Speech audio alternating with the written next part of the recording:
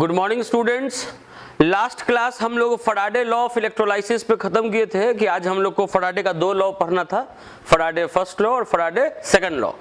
सबसे पहले कॉपी पर हेडिंग दे देंगे Faraday first law of electrolysis. Faraday first law of electrolysis.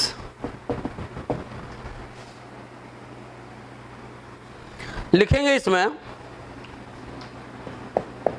According to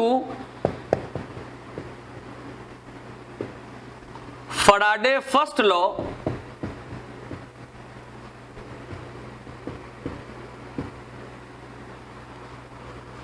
masses of substance,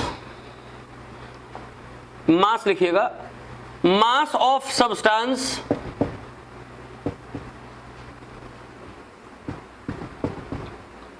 deposited at electrode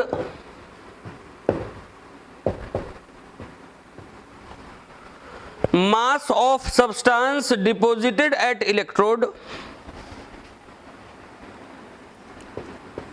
during electrolysis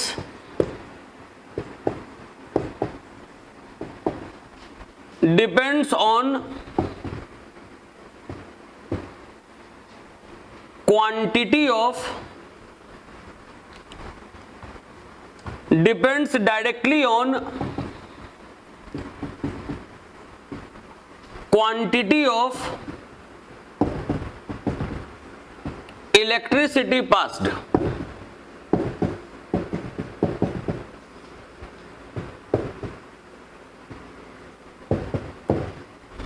देखिए, अगर आप इलेक्ट्रोलाइसिस करवा रहे हैं तो पिछले क्लास में आपको बताए थे कि इलेक्ट्रोलाइसिस जिस बर्तन में हम लोग करवाते हैं वो होता है इलेक्ट्रोलाइटिक टैंक, जो कि नॉन कंडक्टिंग मटेरियल का होता है। इलेक्ट्रोलाइसिस करवाना है तो कोई इलेक्ट्रोलाइट लेना होगा, मतलब ऐसा सब्सटेंस जो करंट के माध्यम से आयन में टूट जाए, जैसे ZnSO4, CuSO4, AgNO3 या कोई भी। तो आप इलेक्ट्रोलाइट ले लिए इलेक्ट्रोलाइटिक टैंक में। उसके बाद बोले थे कि 2 मेटल का रॉड इसमें डुबाना होता है और इस मेटल के रॉड को बैटरी के टर्मिनल से हम लोग जोड़ देते हैं। जिस रॉड को बैटरी के प्लस टर्मिनल से जोड़ते हैं उसको एनोड कहते हैं, और जिसको बैटरी के माइनस टर्मिनल से जोड़ते हैं उसको कैथोड कहते हैं।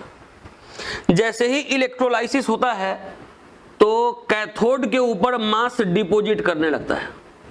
तो ये जो मास डिपॉजिट हो रहा है इलेक्ट्रोड पे, ये फराडे फर्स्ट लॉ कहता है कि जो मास का डिपोजिशन है वो डायरेक्टली डिपेंड करता है क्वांटिटी ऑफ इलेक्ट्रिसिटी पर। मतलब जितना ज्यादा चार्ज आप यहां पर फ्लो करवाइएगा उतना ज्यादा मास डिपॉजिट होगा। मास का डिपोजिशन डायरेक्टली डिपेंड करता है क्वांटिटी ऑफ इलेक्ट्रिसिटी पर। यहां पर m कहने का मतलब है मास ऑफ substance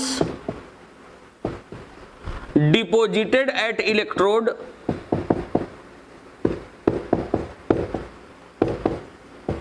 और ये जो Q है उसका मतलब है क्वांटिटी ऑफ इलेक्ट्रिसिटी।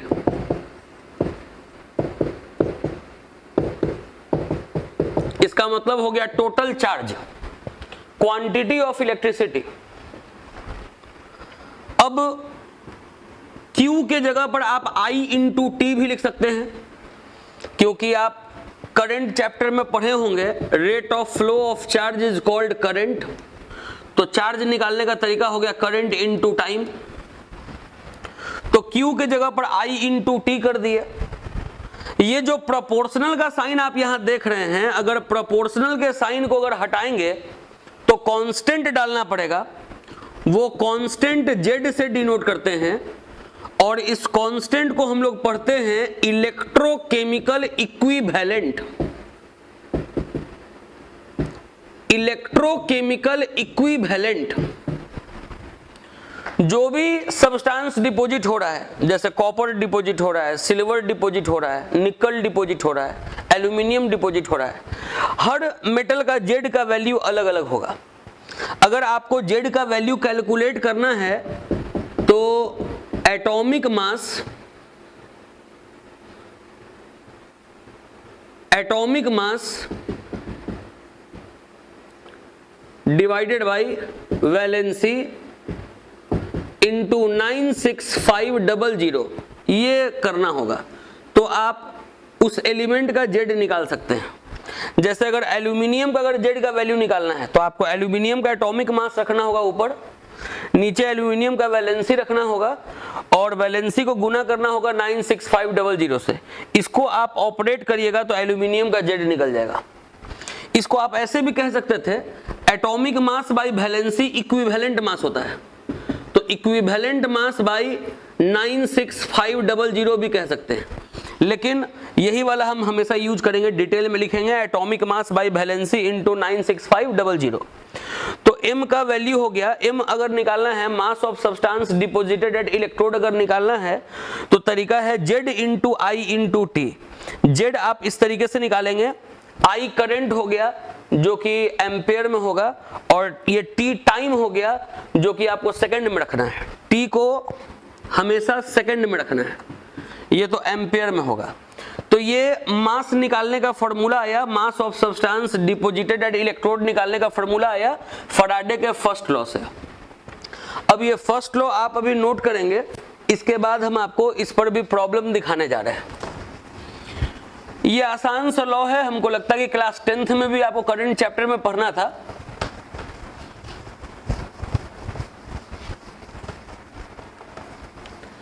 इस पे आपको प्रॉब्लम दिखाने जा रहे हैं। एनसीईआरटी का एक्सरसाइज क्वेश्चन अगर आप देखेंगे तो एनसीईआरटी का 15 नंबर क्वेश्चन, 15वां क्वेश्चन आपको फैराडे फर्स्ट लॉ से, फैराडे फर्स्ट लॉ पे बेस्ड है।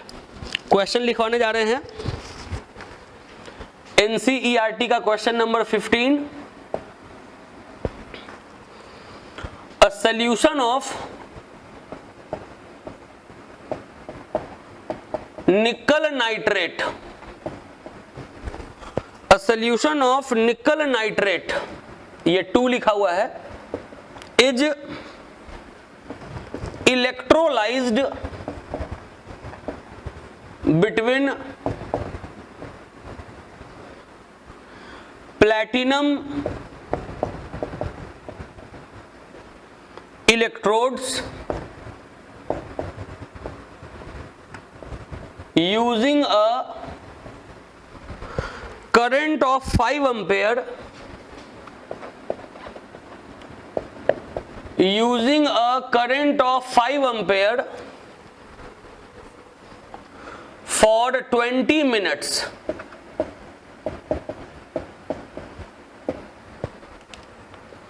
What mass of nickel is deposited at cathode? What mass of nickel is deposited at cathode? Atomic mass निकल का होता है 58.7। अब देखिए क्वेश्चन आपको समझा दे पहले।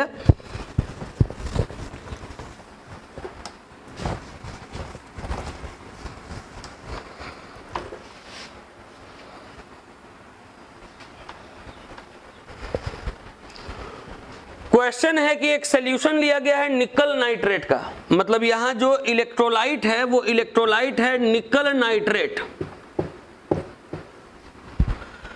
अब इस इलेक्ट्रोलाइट का इलेक्ट्रोलाइसिस करना है, प्लैटिनियम का इलेक्ट्रोड लगा दिया गया है और यहां जो करंट पास करवाया जा रहा है वो करंट पास करवाया जा रहा है 5 एम्पेयर का। कितना देर तक करंट पास करवाया गया है? तो 20 मिनट तक करंट पास करवाया गया है। तो अगर मान लीजिए कि कोई इलेक्ट्रोलाइट को आप इलेक्ट्रोलाइटिक टैंक में रख दिए, करंट पास करवा दिए कुछ समय तक, तो यहां मास तो डिपॉजिट होगा। निकल नाइट्रेट अगर है तो यहां पर निकल का मास डिपॉजिट होगा। तो आपसे यही पूछा जा रहा है कि निकल का कितना मास डिपॉजिट होगा, कितना ग्राम निकल यहां डिपॉजिट होगा अगर 5 एम्पेयर का करंट 20 मिनट तक पास करवा दिया गया। तो ऐसा क्वेश्चन अगर आपको बनाना हो तो आप जानते हैं कि मास निकालने का जो तरीका है वो फैराडे फर्स्ट लॉ से आपको आता है। तो लिखेंगे कि from Faraday first law of electrolysis, from Faraday first law of electrolysis, m निकालने का फॉर्मूला है Z into I into T. Z निकालने का तरीका है atomic mass by valency into 96500 into I into T. अब देखिए एटॉमिक मास तो क्वेश्चन में दिया हुआ है 58.7, करंट भी क्वेश्चन में दिया हुआ है 5 एम्पेयर, टाइम भी आपको 20 मिनट दिया हुआ है जो आप सेकंड में बदल के रख लेंगे, 96500 भी फिक्स है। अब ये एक लोचा है वैलेंसी का, तो वैलेंसी भी निकालना कोई प्रॉब्लम का बात नहीं है। हम आपको आयन, कुछ इंपॉर्टेंट आयन आपको लिखवा चुके हैं इसके पहले वाले क्लास में। करना क्या है आपको कि ये जो निकल नाइट्रेट है पहले करंट के माध्यम से इसको आपको आयन में तोड़ लेना है। हम आपको आयन में तोड़ना सिखाए हैं।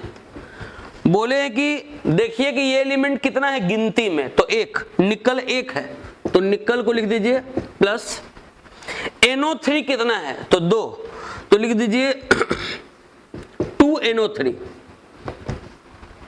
उसके बाद कुछ नेगेटिव आयन आपको लिखवाए थे इंपॉर्टेंट, उसमें ये आयन मिल जाएगा NO3-1 लिखवाए हम। तो जब ये आ गया -2, 2 इंटू -1 -2, तो निकल पर चार्ज आ जाएगा +2। जो निकल का चार्ज है वही उसका वैलेंसी है। तो यहां पर अगर मास निकालना है तो ऊपर लिखा हुआ है एटॉमिक मास, तो लिखेंगे 58.7, नीचे लिखा हुआ है वैलेंसी, तो निकल पे चार्ज 2 है तो इस कंपाउंड में इसका वैलेंसी हो गया 2 इंटू 96500, करंट हो गया 5 एम्पेयर का, जो कि पास करवाया जा रहा है 20 मिनट के लिए, लेकिन टाइम को आपको हमेशा सेकंड में रखना है, तो टाइम को सेकंड में कन्वर्ट कर दिया। अब यहां से 2 0, ये 2 0 कैंसिल हो गया। अब इसको जब आप ऑपरेट करेंगे तो आएगा 1.824 ग्राम। इस तरीके से आपको कितना मास यहां डिपॉजिट हुआ, इतना एम्पेयर का करंट पास करवाने के बाद इतना देर तक ये निकल गया। तो ये सीधा सीधा फैराडे फर्स्ट लॉ पर सवाल बेस्ड था। ऐसा भी क्वेश्चन आता है जिसमें फैराडे सेकंड लॉ लगता है और फैराडे फर्स्ट लॉ भी लगता है, मतलब कि सेम क्वेश्चन को आप चाहें तो फैराडे फर्स्ट लॉ से बनाएं और सेम क्वेश्चन को आप चाहें तो फैराडे सेकंड लॉ से बनाएं। हम तो दुनिया का कोई भी क्वेश्चन फैराडे फर्स्ट लॉ से बना देते हैं, सेकंड लॉ का हमको जरूरत नहीं पड़ता। लेकिन हम आपको सेकंड लॉ पढ़ा दे रहे हैं और क्वेश्चन आपको ऐसा देंगे, हम आपको बता देंगे उसको फर्स्ट लॉ के मदद से ही, और सेकंड लॉ भी लगा के बना देंगे कि कैसे सेकंड लॉ के मदद से आप उसको बनाएंगे।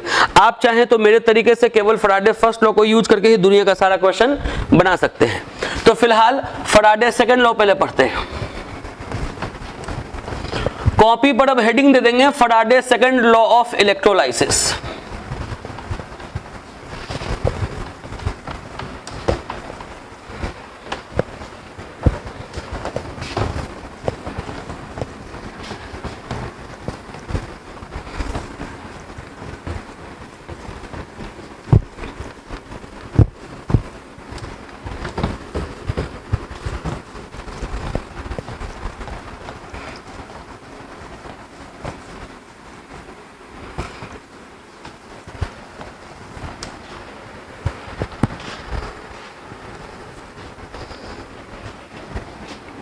लिखेंगे फैराडे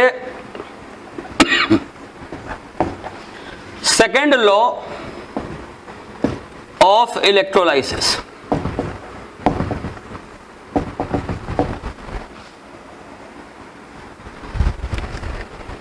इसमें लिखेंगे according to this law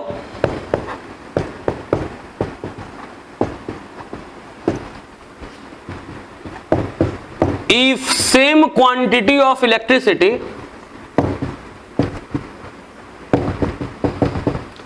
same quantity of electricity is passed through if same quantity of electricity is passed through different electrolyte,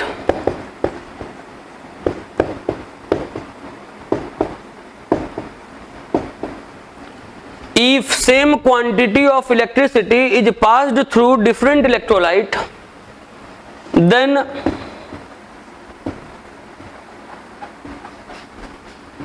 masses of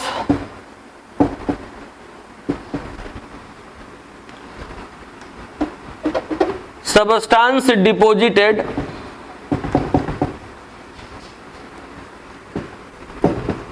depends directly, then masses of substance deposited depends directly on their chemical equivalence, on their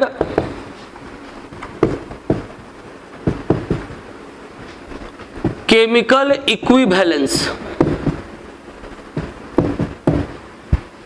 देखिए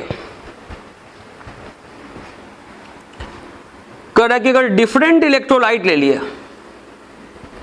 जैसे मान लीजिए कि इसमें ले लिए ZnSO4, ये एक इलेक्ट्रोलाइट हो गया ZnSO4, और एक ले लिए AgNO3, ये हो गया डिफरेंट इलेक्ट्रोलाइट। दो इलेक्ट्रोलाइटिक टैंक ले लिए, दोनों में अलग अलग इलेक्ट्रोलाइट ले लिया। लॉ का स्टेटमेंट पढ़िए, यहां देखिए क्या लिखा हुआ है, if same quantity of electricity is passed through different electrolyte, अगर हमको इस इलेक्ट्रोलाइट में जितना हम करंट पास करवा रहे हैं, अगर इस इलेक्ट्रोलाइट में हमको उतना ही करंट पास करवाना है तो दोनों को सीरीज में जोड़ देना होगा। अगर दोनों को सीरीज में अगर जोड़ देंगे तो दोनों से करंट का क्वांटिटी सेम पास होगा। आप ये जानते होंगे, 10th में पढ़े होंगे कि डिफरेंट रेजिस्टेंस को अगर सीरीज में जोड़ दिया जाता है तो उससे करंट का मतलब सेम अमाउंट ऑफ करंट उससे फ्लो करता है। तो क्या किए कि ये इलेक्ट्रोलाइटिक टैंक में ZnSO4 लिए हुए हैं और इस इलेक्ट्रोलाइटिक टैंक में AgNO3 लिए हुए हैं। इसमें दो मेटल का रॉड लगा दिए, एक और ये दूसरा, इसमें भी दो मेटल का रॉड डाल दिए, क्योंकि इलेक्ट्रोलाइसिस करवाना है तो इलेक्ट्रोलाइटिक टैंक लेंगे और उसमें दो मेटल का रॉड डालेंगे। इसको बैटरी के टर्मिनल से जोड़ना होता है, तो इसमें बैटरी का टर्मिनल एक प्लस एक माइनस, ऐसे इसको जोड़ दिया। सीरीज में देखिए जोड़ने का तरीका क्या है कि ये जो अगल बगल वाला ये इलेक्ट्रोड है इसको आपस में एक वायर से ऐसे जोड़ देंगे, और जो इधर इंड में है, एक जो इधर इंड में है, इधर वाले इंड को जोड़ दिए प्लस टर्मिनल से, इधर वाले इंड को जोड़ दिए माइनस टर्मिनल से। अब ये दोनों इलेक्ट्रोलाइटिक सेल जो है वो सीरीज में कनेक्टेड हो गया। अब इससे जितना करंट फ्लो होगा इसमें, इतना ही करंट इसमें भी फ्लो होगा। बोले कि अगर दो इलेक्ट्रोलाइट है, डिफरेंट इलेक्ट्रोलाइट, और उसमें अगर सेम क्वांटिटी ऑफ इलेक्ट्रोलाइट इसमें अगर सेम क्वांटिटी ऑफ इलेक्ट्रिसिटी अगर पास करवा दिया गया, एक बार दोबारा बोल दे, बोले कि अगर डिफरेंट इलेक्ट्रोलाइट है और उसमें अगर same quantity of electricity pass करवा दिया गया, same quantity of electricity pass करवाने के लिए दोनों को सीरीज में जोड़ दिया गया है। सीरीज में जोड़ने के लिए ये अगल बगल वाले रॉड को आपस में वायर से जोड़ देना होता है। अब ये जो दो रॉड बच जाता है इंड पे, एक को माइनस टर्मिनल से, एक को प्लस टर्मिनल से जोड़ दिया जाता है। तो ये हुआ same quantity of electricity pass करवाना डिफरेंट इलेक्ट्रोलाइट में। तो अगर यहाँ ZnSO4 में आप इलेक्ट्रोलाइसिस करवा रहे हैं तो यहाँ पर जिंक डिपॉजिट होगा, यहाँ पर जिंक डिपॉजिट होगा, और आप यहाँ अगर AgNO3 में इलेक्ट्रोलाइसिस करवा रहे हैं तो यहाँ पर Ag डिपॉजिट होगा। आप क्वांटिटी ऑफ इलेक्ट्रिसिटी सेम पास करवाए हैं लेकिन दोनों में सेम मास डिपॉजिट होगा, ऐसा नहीं है। जिंक जितना ग्राम डिपॉजिट होगा उतना ही ग्राम सिल्वर डिपॉजिट नहीं होगा। कहता है कि अगर इसके मास को अगर M1 मान ले, इसके मास को अगर M2 मान ले, तो यहां जो M1 डिपॉजिट होगा वो E1 पर डायरेक्टली डिपेंड करेगा। कहने का मतलब है कि जो जिंक का मास होगा वो जिंक के इक्विवेलेंट मास पर डायरेक्टली डिपेंड करेगा, और जो सिल्वर का मास होगा वो सिल्वर के इक्विवेलेंट मास पर डायरेक्टली डिपेंड करेगा। आप निकाल कर देख लीजिए इक्विवेलेंट मास जिंक का, आप निकाल कर देख लीजिए इक्विवेलेंट मास सिल्वर का। इक्विवेलेंट मास सिल्वर का वैल्यू ज्यादा आएगा, क्योंकि अगर आप इक्विवेलेंट मास निकालिएगा जिंक का तो होता है atomic mass by valency. Atomic mass है जिंक का 65 और वैलेंसी SO4 पर -2 है तो जिंक पर +2 चार्ज है, तो 65 को आप 2 से डिवाइड कर देंगे तो हो जाएगा 32.5। और अगर आप इक्विवेलेंट मास सिल्वर का निकालेंगे तो एटॉमिक मास बाई वैलेंसी 108 आएगा। तो जिसका इक्विवेलेंट मास ज्यादा होगा उसका मास ज्यादा डिपॉजिट होगा। अब अगर आप ये प्रोपोर्शनल के साइन को हटाते हैं तो कांस्टेंट डालेंगे, कांस्टेंट इनटू E1, इसको इक्वेशन 1 मान लें। अगर यहाँ पे प्रोपोर्शनल साइन को हटाते हैं तो यहाँ भी कांस्टेंट डालेंगे, कांस्टेंट इनटू E2। आप अगर ये 1 और 2 का रेशियो ले लें तो आएगा M1 बाई M2 LHS वाला, इधर आएगा E1 बाई E2, क्योंकि कांस्टेंट कांस्टेंट तो कट जाएगा। तो ये Faraday second law of electrolysis हुआ। इसमें यही है कि अगर स्टेटमेंट यही है कि if same quantity of electricity is passed through different electrolyte then masses of substance deposited at electrode depends directly on their chemical equivalence. Mass of zinc deposited depends on equivalent mass of zinc. Mass of silver deposited depends on equivalent mass of silver. तो ये Faraday second law of electrolysis हुआ। अब इस पर आपको सवाल दिखाने जा रहे हैं जो NCERT का क्वेश्चन नंबर 16 है। अभी इसके पहले NCERT का क्वेश्चन नंबर 15 बताया गया आपको। अब लिखेंगे NCERT का question number 16।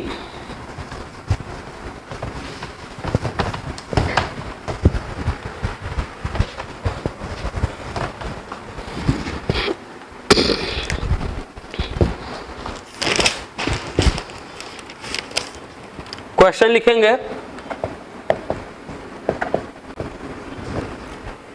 3 electrolytic cell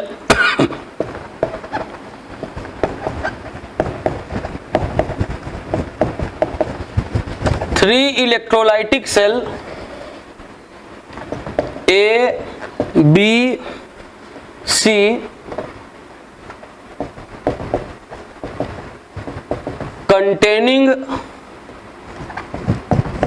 solution of ZnSO4, AgNO3 and CuSO4 respectively are connected in a series.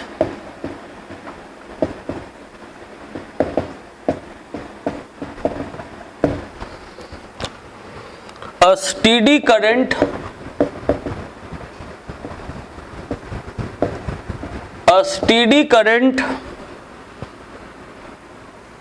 of 1.5 ampere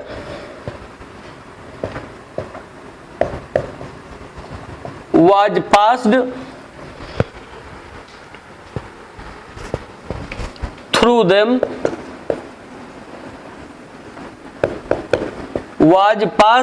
them until 1.45 gram of silver get deposited at cathode of cell B.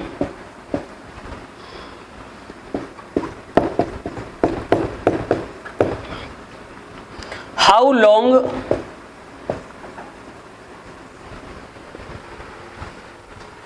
did the current flow?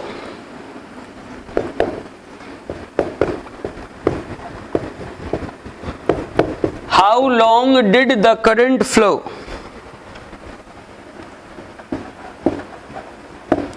What mass of copper and zinc were deposited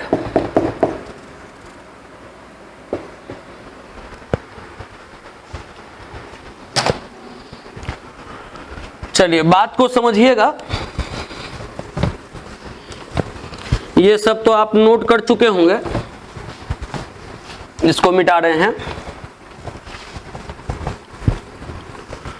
question को आप पहले अच्छे से note कर लीजिए, question थोड़ा लंबा है, क्वेश्चन को आप पहले अच्छे से नोट कर लीजिए, फिर इसको हम समझाते हैं। देखिए इस क्वेश्चन में कह रहा है 3 इलेक्ट्रोलाइटिक सेल है। ये हुआ पहला इलेक्ट्रोलाइटिक सेल, इसको A नाम दे दे रहे हैं। ये है दूसरा इलेक्ट्रोलाइटिक सेल, इसको B नाम दे दे रहे हैं। एक है तीसरा इलेक्ट्रोलाइटिक सेल, इसको C नाम दे दे रहे हैं। क्वेश्चन में भी लिखा हुआ है कि 3 इलेक्ट्रोलाइटिक सेल है A, B और C। इसमें सॉल्यूशन रखा हुआ है ZnSO4, AgNO3 और CuSO4 का। इसमें रखा हुआ है ZnSO4, ये है ZnSO4, इसमें AgNO3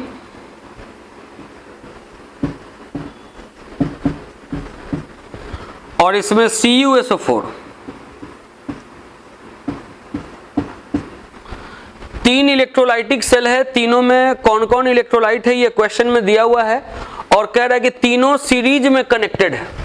ये तीनों सीरीज में कनेक्ट कैसे होगा उसके लिए आपको बताए। इलेक्ट्रोलाइसिस करवाना है तो पहले 2 मीटर का रॉड डाल दीजिए, इसमें भी 2 मीटर का रॉड डाल दीजिए, इसमें भी 2 मीटर का रॉड डाल दीजिए।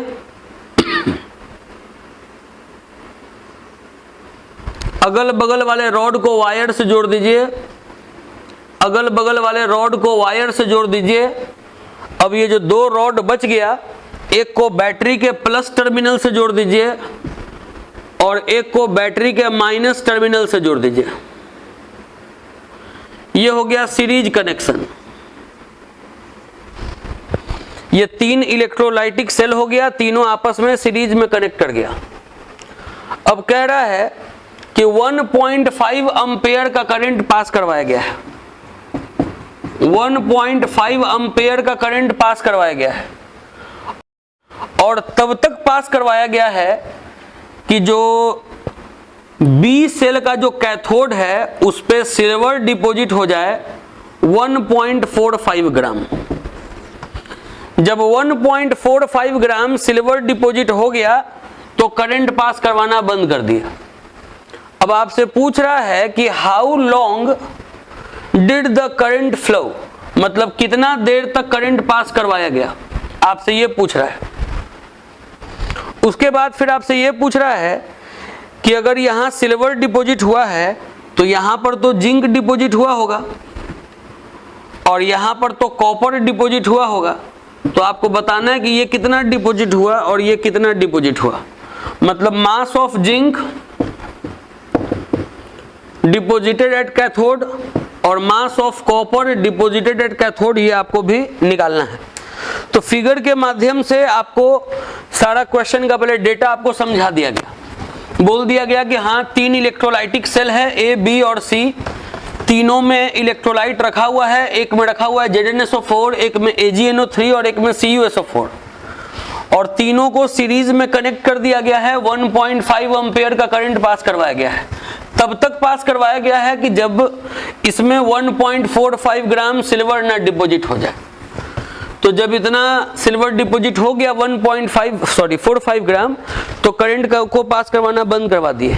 तो क्वेश्चन यही है कि करंट कितना देर तक फ्लो करवाए और उतने देर में जिंक कितना डिपॉजिट हुआ और कॉपर कितना डिपॉजिट हुआ।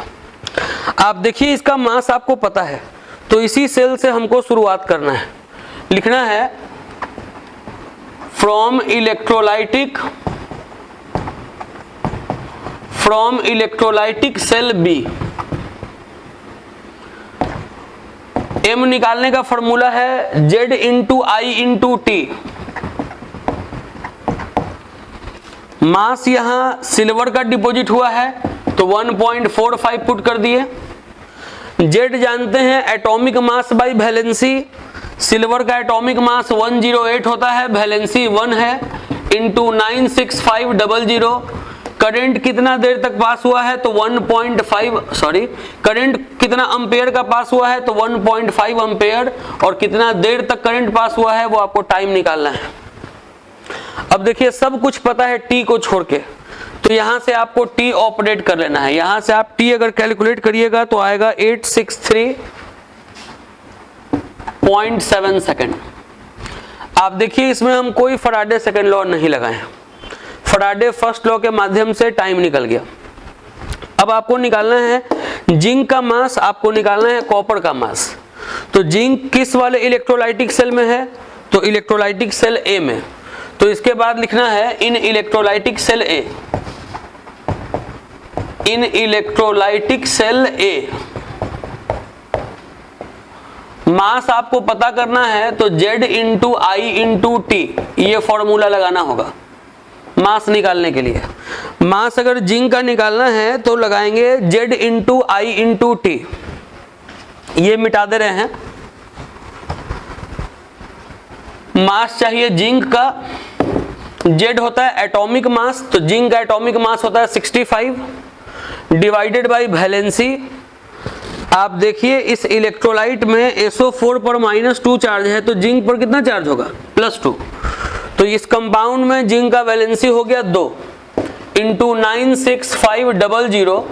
करंट क्वेश्चन में दिया हुआ है 1.5 एम्पेयर, टाइम हम लोग निकाल चुके हैं 863.7।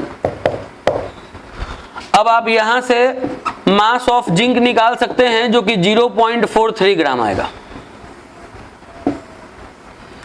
ये तो एक मेथड से आपको मास निकाल के दिखाया, एक मेथड से आपको मास निकाल के दिखाया, मास का वैल्यू आया 0.43 ग्राम। आप चाहते तो फराडे सेकंड लॉ लगा के भी बना सकते थे, बोले कि हम नहीं बनाते हैं, हम हमेशा फराडे फर्स्ट लॉ यूज करते हैं, एक लॉ यूज करते हैं, सारा क्वेश्चन बन जाता है। आप चाहते तो फराडे सेकंड लॉ लगाते, इसका मास आपको पता था तो आप इन दो सेल को कंसीडर करते, इलेक्ट्रोलाइटिक सेल को आप लिखते mass of zinc divided by mass of silver is equals to equivalent mass of zinc by equivalent mass of silver. क्योंकि हम लोग पढ़े हैं M1 बाई M2 बराबर E1 by E2। Mass of zinc जो है वो डिपेंड करेगा इक्विवेलेंट मास ऑफ जिंक पर, और मास ऑफ सिल्वर जो है वो डिपेंड करेगा इक्विवेलेंट मास ऑफ सिल्वर पर। इसको कंपेयर क्यों नहीं किए, क्योंकि अभी आपको कॉपर का इसको कंसीडर इसलिए नहीं किए क्योंकि आपको कॉपर का मास कितना डिपॉजिट हुआ है क्वेश्चन में दिया हुआ नहीं है, लेकिन इसका मास आपको क्वेश्चन में दिया हुआ है, इसलिए ये वाले सेल और ये वाले सेल को हम लोग रिलेट किए, mass of zinc by mass of silver किए, equivalent mass of zinc by equivalent mass of silver हो गया। अब मास ऑफ जिंक तो निकालना है, इसको तो ऐसे ही छोड़ दिए। मास ऑफ सिल्वर क्वेश्चन में है 1.45 ग्राम। इक्विवेलेंट मास ऑफ अगर जिंक आपको अगर निकालना है तो होता है atomic mass by valency. Atomic mass है 65 और वैलेंसी था 2, इसको आप डिवाइड करेंगे तो हो जाएगा 32.5। इक्विवेलेंट मास ऑफ सिल्वर तो होगा atomic mass by valency. Atomic mass है सिल्वर का 108 और वैलेंसी होगा 1, क्योंकि NO3 पर एक माइनस तो Ag पर +1, तो 108 को अगर 1 से डिवाइड करेंगे तो 108 ही होगा। अब यहां से अगर आप क्रॉस मल्टीप्लाई करके अगर मास ऑफ Zn निकालेंगे तो इतना ही आएगा 0.43 ग्राम। तो आप दोनों माध्यम में किसी माध्यम से आप मास ऑफ जिंक निकाल सकते हैं कि कितना मास यहाँ पे जिंक का डिपॉजिट हुआ। अब एक चीज और पूछ रहा है कि मास ऑफ कॉपर कितना डिपॉजिट हुआ, तो सेम पैटर्न पर पहले आपको ये लिखना है, उसके बाद ये लिखना है, तब आपको मास ऑफ कॉपर के लिए यहाँ पे लिख रहे हैं हम कि इन इलेक्ट्रोलाइटिक सेल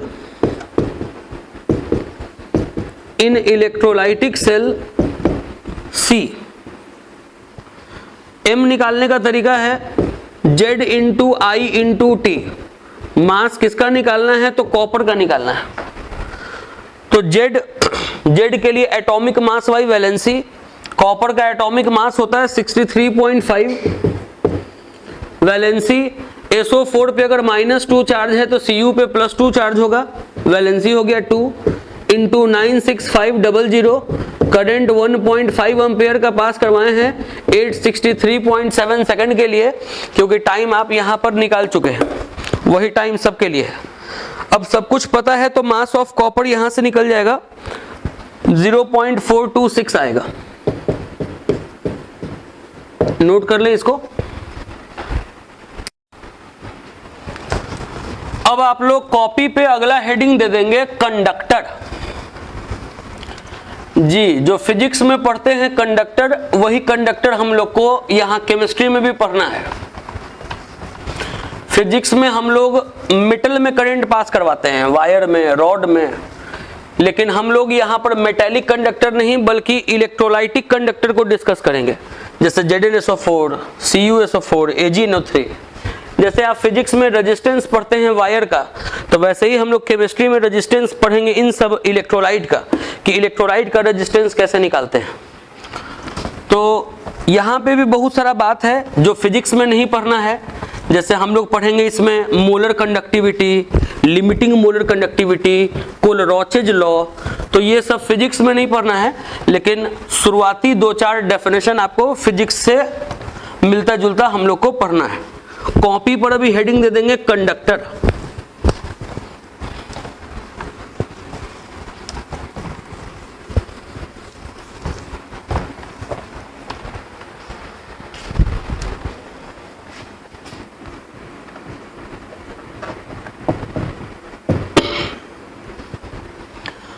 वैसा कोई भी सब्सटेंस जो करंट को अलाउ करे अपने थ्रू फ्लो करने के लिए, वैसे सब्सटेंस को हम लोग कंडक्टर कहेंगे। लिखेंगे दोज सब्सटेंस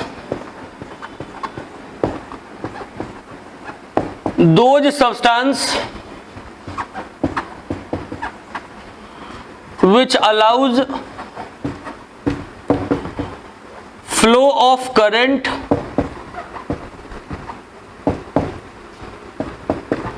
through it,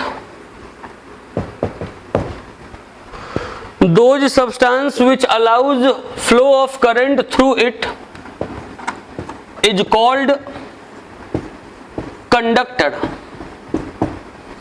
ऐसा कोई भी सब्सटेंस जिससे हो के करंट पास कर सके, ऐसे सब्सटेंस को हम लोग कंडक्टर कहते हैं। ये कंडक्टर 2 प्रकार का होता है, एक होता है मेटेलिक कंडक्टर,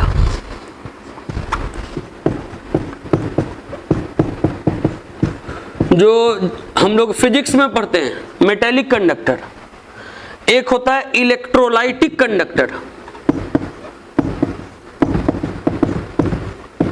जो हम लोग केमिस्ट्री में पढ़ेंगे। इन दोनों के बीच में छोटा छोटा पॉइंट ऑफ डिफरेंस आपको बता दे रहे हैं। मेटेलिक कंडक्टर मतलब मेटल में करंट फ्लो कैसे करेगा, तो ड्यू टू फ्री इलेक्ट्रॉन्स, तो इसमें लिखेंगे current flows due two electrons. और ये जो इलेक्ट्रोलाइटिक कंडक्टर है, इसमें करंट फ्लो करता है आयंस के कारण। कोई भी इलेक्ट्रोलाइट में करंट फ्लो करेगा आयंस के कारण, तो लिखेंगे current flows due to ions. ये एक डिफरेंस हो गया मेटेलिक कंडक्टर और इलेक्ट्रोलाइटिक कंडक्टर में।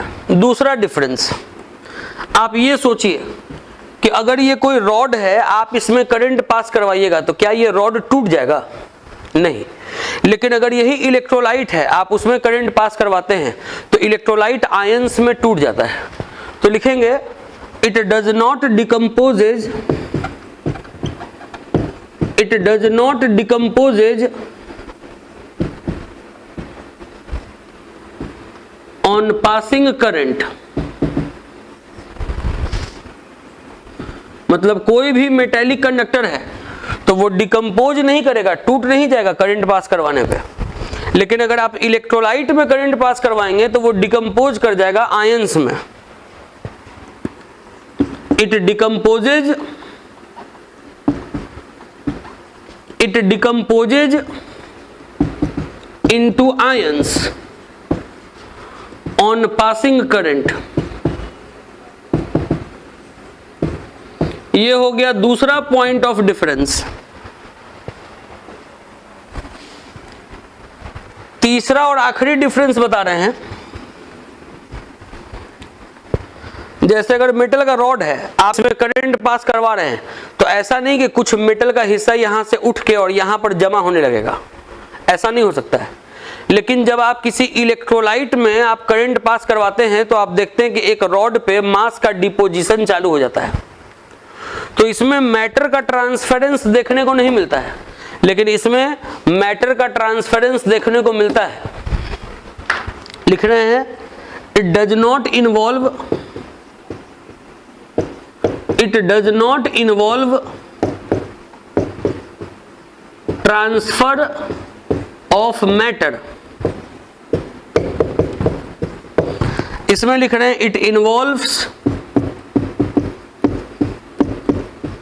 Involves transfer of matter. इसमें मैटर ट्रांसफर होगा, इसमें मैटर ट्रांसफर नहीं होगा। तो ये कंडक्टर और कंडक्टर का टाइप्स हो गया। अब हम लोग इसमें बहुत सारा छोटा छोटा टर्म्स जानेंगे। जैसे आप फिजिक्स में पढ़ते हैं रेजिस्टेंस, कि जितना भी वायर है उसका अपना रेजिस्टेंस होता है। तो हम लोग यहाँ भी रेजिस्टेंस पढ़ेंगे केमिस्ट्री में, कि जितना भी इलेक्ट्रोलाइट है, सब इलेक्ट्रोलाइट का अपना रेजिस्टेंस होता है, ZnSO4 का, CuSO4 का। तो कैसे रेजिस्टेंस निकालते हैं, ये सब बात भी हम लोग देखेंगे। तो अगले क्लास में अब हम लोग इस लेक्चर को आगे बढ़ाएंगे। यहाँ तक के पढ़ाई को आप ध्यान से पढ़ेंगे और बार बार रिवाइज करेंगे। ठीक है, आज के लिए इतना ही।